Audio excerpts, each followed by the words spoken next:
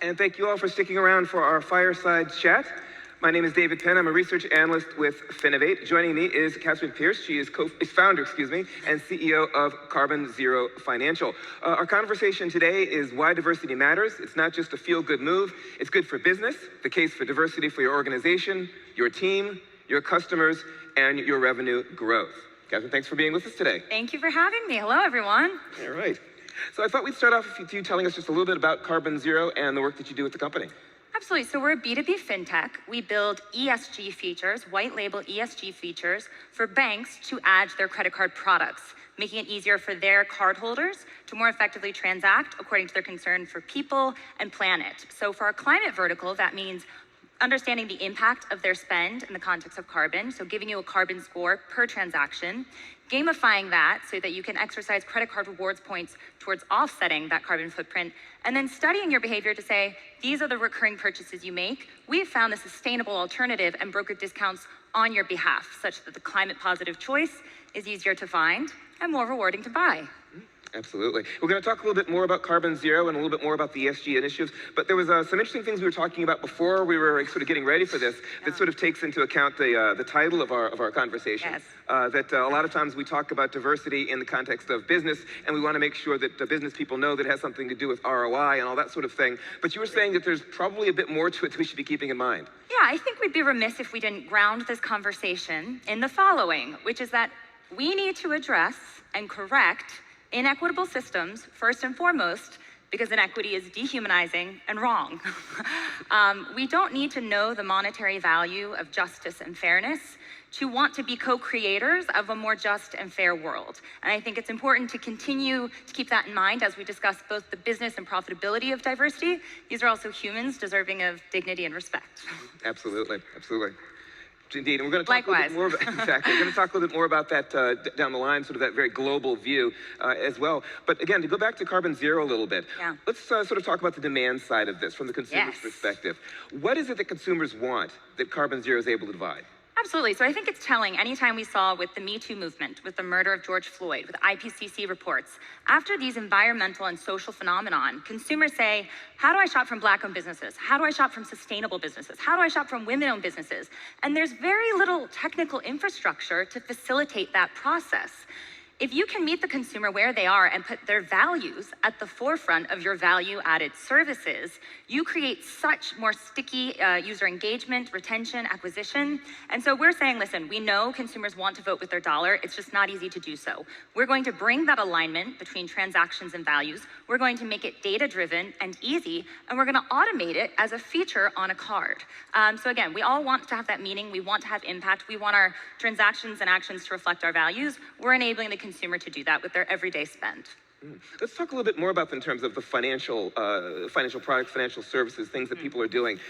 In terms of helping consumers align their values with their financial behavior, in terms of advancing DEI, what are some of the specific things that means? Yeah, so if we think about it, you can't serve communities you don't understand. Fundamentally, if you don't know what they value, you can't build products and strategies around those values. And so integral to your capacity to meet this demand is actually bringing in the perspectives, voices, and experiences of more diverse communities. Beyond which, though, Gen Z is the most educated and diverse generation to date. Gen Z is about 50% non-white. The more that we limit the scope of kind of who's being brought to the table, what kind of genders, identities, experiences, etc., there's fewer and fewer people to whom you can market. There's fewer people with whom you can engage, and you inherently truncate, therefore, the scalability of your product, the scalability of your profits, and for Carbon Zero Financial, the scalability of our impact. Absolutely. One of the things I think is really interesting, especially at a conference like this, we have a lot of small companies that were demoed, for example, the past couple of days, a lot of smaller startups, a lot of companies that are operating in relatively niche environments where they don't necessarily have a lot of people who are sort of on the same page where they are. And I think that one of the things, especially in technology, we find is a lot of organizations build themselves with people who are like each other, right? You find a couple of people who get together in a dorm room or here, there, and what tends to happen often is the organization they build tends to be very reflective of them, understandably. The only problem with that, of course, is it makes it very hard to break out of that, to start growing that, and to really start bringing diversity to the table. So what are some of the things you would suggest for companies to sort of avoid that people like us syndrome when it comes to hiring? Absolutely. So again, I would focus on hiring. And then I also think it's important to recognize after people are hired, are you setting them up for success in that environment? So when we look at hiring, I even think of, let's have a moment of honesty. How many of you can actually say what you studied in college, your major, is integral to your ability to contribute to your workforce right now, to your company? I think there are only a couple of hands. I would actually say many of us know, yes, there's a great experience, there's a lot of value to it. That is not the only mechanism by which we can be contributing to a workforce. If we know that, if we comically say like, yeah, I don't actually apply what I learned there, why do we continue to regurgitate that as a requirement? We know the cost of student loans. We know that there's a lot of people who cannot afford to attend college or are not willing to take out those loans. And something as simple as the very qualifications that you put in a job posting are telling those individuals, regardless of what skills you have, regardless of what other experience, we don't value it. So I think being incredibly discerning about what actually are the skill sets that you're looking for, by what means could a person actually possess them, and how can you assess that through things besides elitist kind of qualifications like demanding a degree, an advanced degree for certain positions, etc. After which, I think we have to be very aware of how do we actually set people up for success. So to be frank, if you invite new voices and perspectives and identities into your workforce and they don't feel comfortable there, they don't feel safe there, they don't feel welcome there, you are not actually going to get a lot out of them as an employee. We can look at that in the context of if you're inviting non-binary individuals, but you don't actually embrace the use of kind of their pronouns, you don't accept kind of whatever pronouns they offer, you don't even give them a safe space to actually use the restroom. When we think about the vilification of the natural hair that grows out of a person's head, whether we say that it is professional or not, these are dehumanizing policies and practices that do not enable people to thrive. And that's both inhumane, but deleterious to your bottom line. That's very interesting, and I like some of the very specific points that you bring up, because I think there are things, sometimes the conversation gets a little bit vague, a little bit abstract, and I think bringing it back to those specific things really helps people sort of hone on the idea of, oh yeah, of course, right, I didn't think about that. You know, absolutely. Yeah, do I feel welcome? Do I feel like I can contribute and thrive here? And I will also just add, you know, with, as I said, IPCC reports, the Me Too movement, George Floyd, we saw a lot of companies making a lot of pledges and a lot of professing of values. But what's most important is now that we practice them. And that is manifest through the policies, the products, and the practices that we actually have within our organization. So it's not popularity. We can't just be speaking this. If we actually want to reap the benefits of diversity, and they are manifold, we need to be institutionalizing these changes in every facet of our business. Yeah. I wanted to, you touched on Me Too, you touched on George Floyd, things that are 2 or 3 years that have happened since. And I'm curious, in terms of the conversations you've had with other CEOs, people in your industry, about the evolution of that conversation over the past 2 years. I think in the beginning there was such an explosion of concern and involvement and passion. There was always the notion of, is this going to be sustainable? Like you said, a lot of pledges, sort of very easy in the moment. How do you think that that conversation, particularly in financial services and fintech, has sort of evolved over the past 2 years? Admittedly, I would say it hasn't. I think once the spotlight or the kind of fervor with which we were discussing this decreased, so too did our commitment to innovating around it. Again, though, in the context of this conversation, it's imperative for your ability to compete, particularly with Gen Z. It's imperative that you meet them where their values are, that you embrace this wave of diversity. And so I think you can't just have these reactionary measures of making pledges and promises when we're in a state of urgency or crisis. This actually has to become more commonplace. So to that end, I would say over the course of the past 2-3 years, we had all this fervor, we had all this pent up energy, and that's really dissipated. Now we've kind of got an interesting and questionable economic landscape ahead of us. And when you think about your user acquisition, how are you engaging the next generation of consumers? How are you continuing to maintain a relationship with those with whom you currently bank or do business?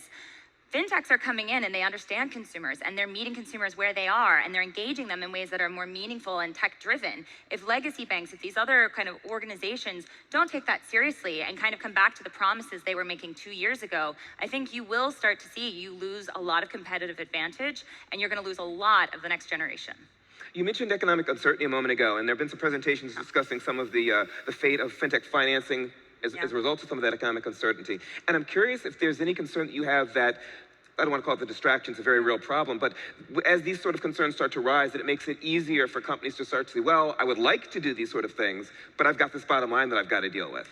Yeah, and I think in so doing, again, we take these things and we act as though they're not in dialogue with each other and they're not actually impacting each other. And we know after George Floyd, for example, search queries for how do I shop from Black-owned businesses went up 300%. If you work in financial services and you're not paying attention to that statistic, you're leaving opportunity on the table. You're leaving consumers with this desire to spend and to align their transactions with those values, and it's not being met. An unmet opportunity is a loss of profit. So I'm heartened by the fact that and motivated by the actual desire to kind of see greater equity in the world and whatnot. But as it were, we're fortunate in that the KPIs of social impact and progress are more and more closely aligning with profitability and bottom line. And again, I continue to come back to Gen Z. They are tech savvy. They are kind of jaded. They've been through a recession, perhaps another one. They have been through a pandemic. And I think in order to engage them and effectively stay competitive, you have to speak to them in the terms that they care about. And they truly do care about the impact that we're having both on people and planet. Mm-hmm. We talked a little bit about progress a second ago. Are there things that you've seen in terms of good initiatives, good efforts that you think are things that other companies could be emulating or maybe taking advantage of? Again, I would just say bringing more voices into the fold. So again, communities that you don't understand, you can't serve. As we continue to think about why don't we have more people in this space, meeting people at younger stages of their careers, so working with more youth, creating more opportunities, but I don't think we can see radical change until such time that the face of financial services, the face of these things looks radically different. And we only stand to benefit from bringing those voices in. So again, it just actually prioritizing the DEI initiatives that we claimed to espouse so much a couple years ago. Right, right. I wanted to sort of wrap up and end with a statement that I heard that you make on a podcast, Jeff Bond's Chats with Leaders podcast, that I thought was a really interesting way, I think, of both taking your ESG and some of the DEI sorts of concerns and sort of putting them into the same context. And if you'll mind, I'm going to have to quote you from what you said, just because I thought the way that you put it was particularly cogent. And I want to make sure that I'd like to make sure that our audience has the opportunity to hear specifically how you put it. Maybe you could comment on it a little bit. And what you said was, most of us do actually want comparable things. Most of us have similar motivations, similar goals, and similar concerns for our communities. I like to say often that planet Earth is our most expansive yet common ground.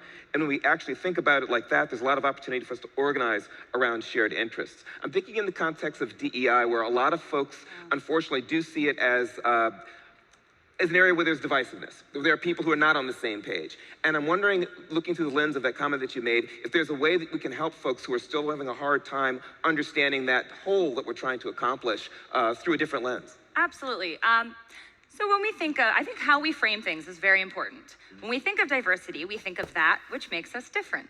And as such, we can conjure notions of division. What's interesting, however, is the only way we create more comprehensive and complete ecosystems, communities, market bases, etc., is through the prioritization and integration of diversity. The absence of diversity is actually what creates division. It means that things are being left out. It means that we don't actually have the whole picture. Again, that truncates your scalability, that truncates your profitability, and that truncates your impact. So diversity is in fact critical to our ability to create collectives, to create more mass appeal. It's not about division, it's in fact about amplification and expansion. So I'd encourage us all to, when we think of diversity, focus on the integration of those diverse viewpoints is how we create better wholes, better collectives, and frankly, how we start to identify all of the ways in which we're actually very quite similar. Fantastic. I think it's a great way to end it and a great way of putting it. So thank you very much for joining us for our Fireside Chat on diversity. Yeah, appreciate it. Thank you all very much as well.